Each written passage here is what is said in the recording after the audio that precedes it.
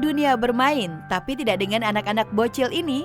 Kebiasaannya cukup meresahkan, bikin geleng-geleng kepala. Pasalnya, di luar nalar kebiasaan anak-anak banget. Penasaran dengan aksi tak biasa anak-anak bocah?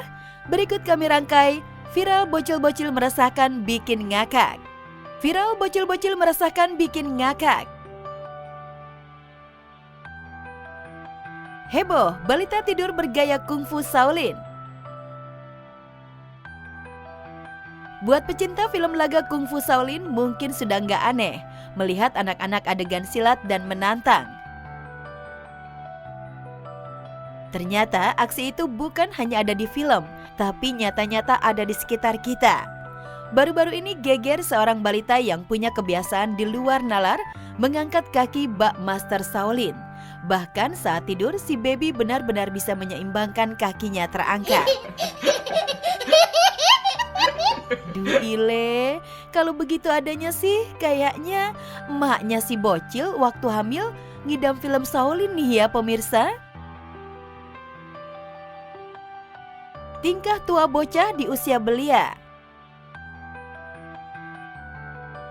Jika bocah tadi kecil-kecil jago atraksi layaknya pendekar Shaolin, lain lagi dengan bocah satu ini. Meski usianya masih piyik alias kecil, tapi tingkah dan gayanya dewasa banget. Berawal dari nerima paket makanan dari abang ojol, saking senengnya bocah langsung ngajak tos dan ngajak main dan bilang love buat si abangnya. Ya elah dek, masih kecil kok bisa sih gayanya tua bet. Nyontek dari kakak ya. Huhu.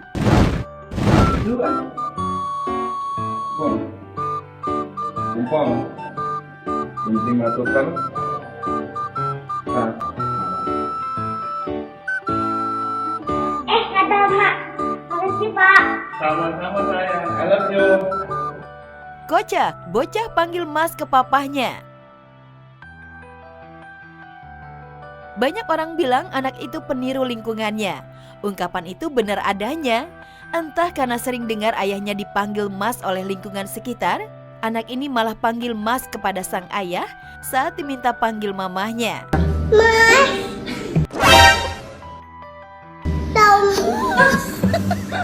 Ayah. Kecil-kecil hobi dandan sampai habis gincu mama.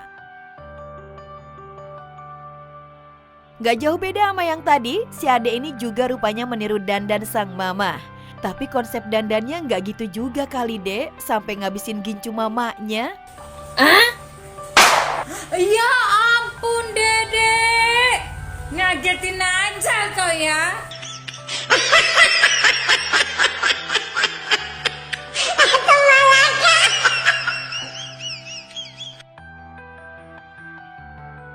Denny Caknan dan Bella Bonita gelar syukuran anak pertama. Bahagia menyelimuti pasangan selebriti Denny Caknan dan Bella Bonita. Selasa kemarin menggelar acara syukuran pemberian nama anak pertama mereka bersama keluarga besar. Sebagai ayah, Denny Caknan tak bisa menyembunyikan rasa bahagia sekaligus bangga. Bahkan Denny sempat terlihat berlinang air mata saat mengikuti proses syukuran sang putri tercinta.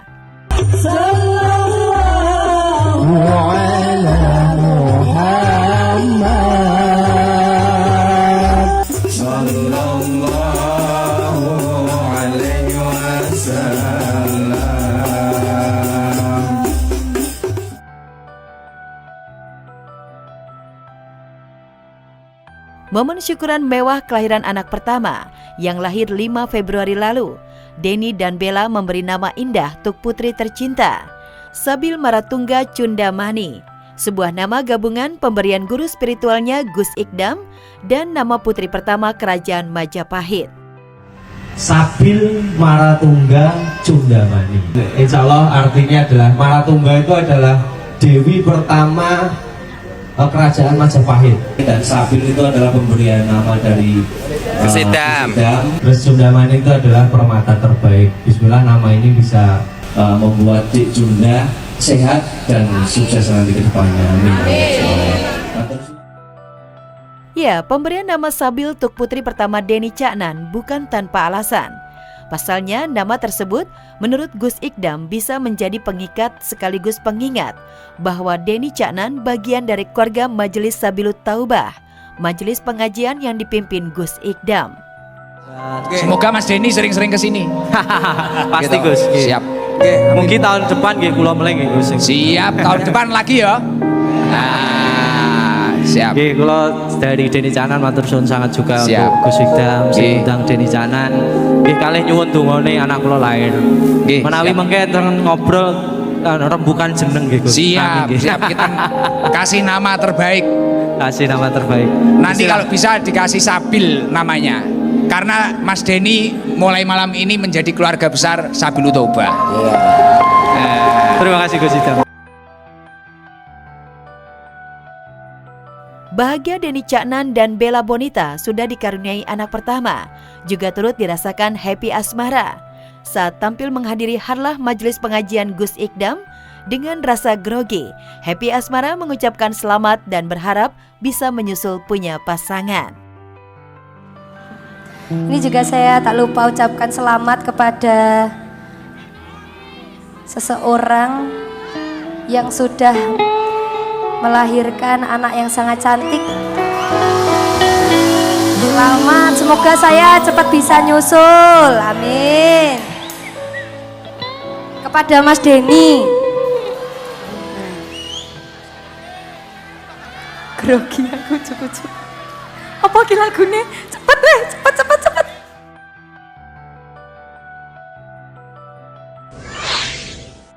Via Valen Jeffra gelar tasyakuran 4 bulanan.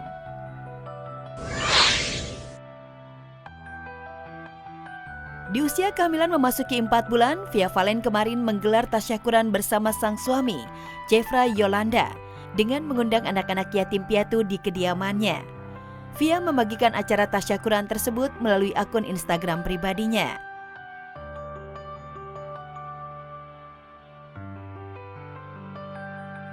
Ya, saat mengumumkan kehamilannya, Via memang tidak mempublikkan usia kandungannya. Namun banyak yang tidak menyangka kalau pasangan yang menikah pada 15 Juli 2022 itu sudah masuk bulan keempat. Tampak dekorasi dominan warna putih menghiasi rumah mereka. Suasana begitu hangat, keluarga besar Via turut hadir memberikan doa. Semakin tambah haru sewaktu Jeffra yang begitu berbinar mencium perut Via. Via pun sempat terlihat meneteskan air mata ketika memanjatkan doa. Penantian 2 tahun tak sia-sia bagi Via dan Jeffra. Kehamilan Via juga banjir ucapan selamat dari para selebriti dan juga para netizen. Pasalnya kabar ini menjadi sebuah kejutan yang menggembirakan buat banyak orang. Selamat buat Via dan Jeffra, semoga lancar kehamilannya.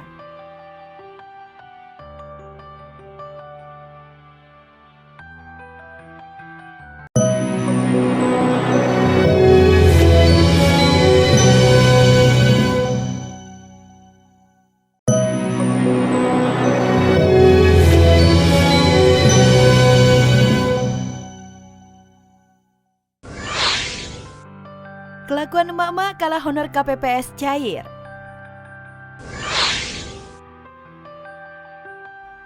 Wih, ada yang lagi happy nih. Siapa lagi kalau bukan para anggota KPPS yang tersenyum sumringah saat mengetahui honor mereka sebagai petugas kelompok penyelenggara pemungutan suara atau KPPS sudah cair. Berikut ragam tingkah mereka yang kocak. Jangan lupa makan. Kamu boleh mengabaikan chatku, tapi jangan abaikan kesehatanmu.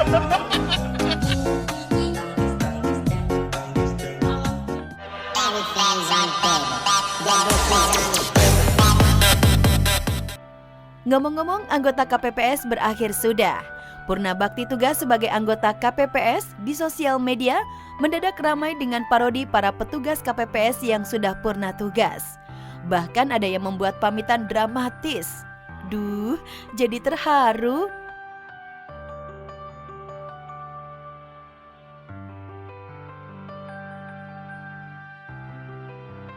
Saya akan kembali ke rumah saya, ke kampung halaman saya, sebagai rakyat biasa. Dan ada lagi nih, setelah uang transport KPPS cair, ada yang sibuk shopping dong. Wadidaw, pada kemana nih emak-emak? Jangan dihabisin semua, Mak. Ingat, beras lagi mahal.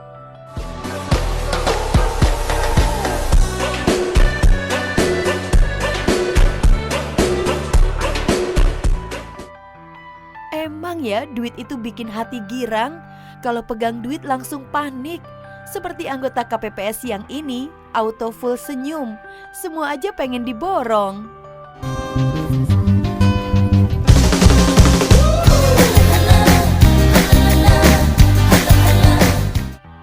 Entah mereka petugas atau anggota KPPS beneran atau cuma parodi.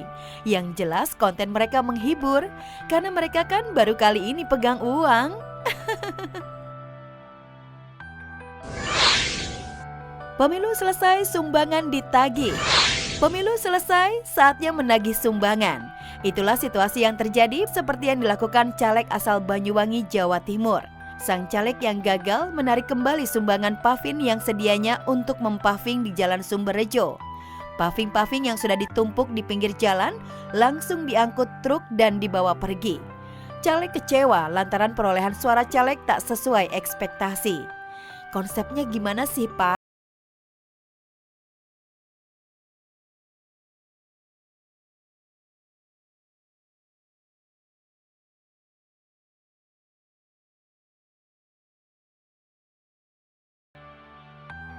Hal serupa dialami caleg asal Sumatera yang konon gagal dalam pemilu, meminta uang serangan fajar yang sudah dibagi-bagikan kepada warga sebelum pencoblosan dikembalikan. Kok lucu sih yang sudah diberikan diminta kembali gara-gara gagal? Harus pulang. Dia tahu. Tahu yang berada. Pendukung banget. Kasih. Uang haram katanya. Balikin kata bibit. Dia balikan. Uang haram. Eda kami ko anggi mi kolek ko kande kan uang caleg kah? Eda kami kikaatan mi. Walaupun ia kita stok eda masalah. Alam itu doy na. Kok diminta lagi sih duitnya? Berarti nggak ikhlas dong main bantuinnya. Emang sih waktu kita bagi-bagi bantuan ke warga itu memang bertujuan dan mengharapkan mereka itu milih kita sampai kita menang. Tapi kalau emang nggak menang kan bukan berarti warga-warga yang tadinya udah menerima bantuan dari kita itu tidak memilih. Tingkah emak-emak bikin repot petugas KPPS. Kalau mama yang satu ini agak lain nih. Bukannya melipat kembali kertas pilihannya, justru menyerahkan kembali untuk dilipat kembali pada petugas. Alasan sang nenek nggak masuk akal dan rada lucu. Katanya sang petugas sudah dibayar, jadi merekalah yang harus melipat kertas suara. Wadidaw, mak konsepnya gimana dah?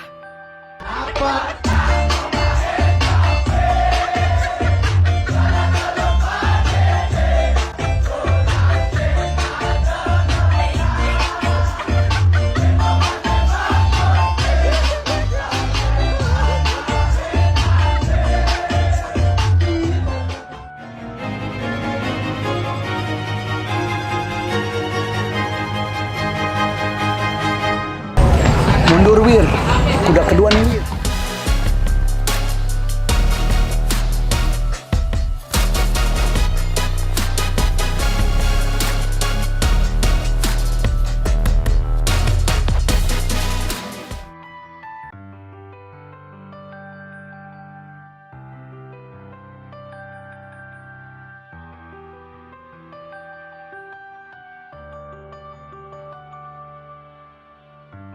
Irfan Hakim terharu Jalu raih medali silver di kompetisi berkuda. Dan bangga, itulah yang dirasakan Irfan Hakim saat melihat Jalu Hakim putranya yang kembali mengukir prestasi dalam perlombaan berkuda yang diikutinya Minggu pagi kemarin. Gimana tidak, selain berhasil meraih medali perak untuk kategori speed jumping, Jalu juga jadi satu-satunya rider atau peserta paling kecil dalam perlombaan tersebut.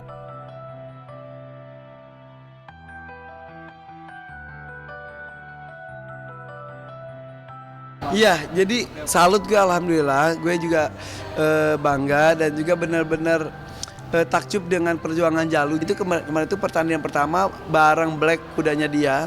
Kemudian pertandingan kedua untuk secara umum, tapi benar-benar yang udah serius itu yang ini gitu. Ternyata juara 2. Jadi di antara semua peserta yang begitu banyak, yang clear itu berarti lolos beneran tanpa ada yang jatuh pun cuma 2 orang. Jadi ini mengejutkan buat gue, mengejutkan juga. Apalagi satu klub dia tuh dari AR Team itu senior dia yang menang cuma Jalu.